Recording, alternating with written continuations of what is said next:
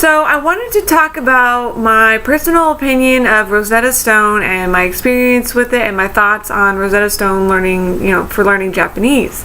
If you're thinking about learning Japanese seriously, if you really want to master the language, you want to read, write, and speak it, I would actually steer clear of Rosetta Stone.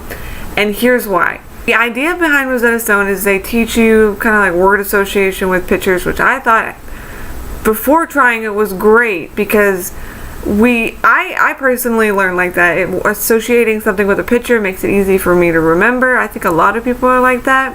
While I was waiting for my computer to come in, because at the time I did not have a computer to use the Rosetta Stone on, I decided to do a little bit of self-study on Japanese because I had actually read reviews on the Rosetta Stone saying that it really shouldn't be used as the main source for learning Japanese, but more as a supplemental resource, learn with Rosetta Stone and with other sources. So I started looking on Amazon for books. I looked at websites, and I actually found a really great website, and I'll include it in the description below. It taught me the hiragana and the katakana, the phonetic alphabet, I think is what it's called, which teaches you how to pronounce the characters.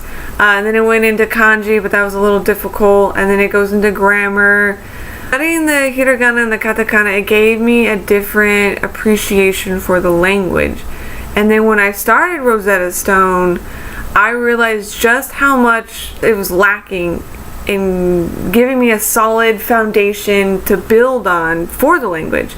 It doesn't teach you the symbols. It doesn't teach you what hiragana is or katakana or kanji. In fact, the very, very first lesson, it throws Japanese. It throws Japanese characters at you. A Japanese person reads it in Japanese and it associates a picture with that phrase or that word, and that's how you're supposed to learn. But it doesn't tell you the importance of, let's say, double consonants, double vowels, and how you're supposed to pronounce those, and the fact that Oka-san has double A, and it's not Oka-san, which is like Mr. Oka, but Oka-san is mother in Japanese. It doesn't teach you things like that. It doesn't teach you about Japanese R's.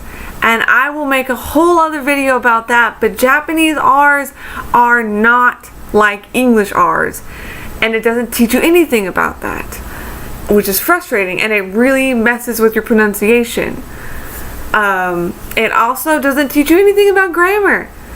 You're just repeating phrases blindly, matching them to pictures, and it really doesn't give you any way to structure your own thoughts into sentences, which is what you really need to be fluent in something. And I wasn't comfortable with the way that it was teaching me. I just kind of felt like a robot. I only had it for a short while before I ended up returning it, and I did just use resources online, like websites like the one I'm going to include below. And then I actually found a great series on YouTube, Japanese from Zero, and I'll also link that in the description. But I love that one. It's teaching me so much. I did learn how to count up to 9,999, which is super easy. But yeah, if you're serious about learning Japanese, I would steer clear of Rosetta Stone in the beginning. Maybe once you get more familiar, you have a solid foundation to build on, yeah, go for Rosetta. Because learning a new language is hard, and having all these different resources is great. It's great to be able to just pull from different perspectives and different ideas on how to learn, and just kind of have this whole melting pot of information. So that's my opinion on Rosetta Stone. Maybe other people have had more success than I have, but I think for $189 for, I think it was a 12-month subscription, it's just, you don't really get your money's worth when you're brand new to this language. So I would steer clear of it and just, use the resources down below, use the internet, use it.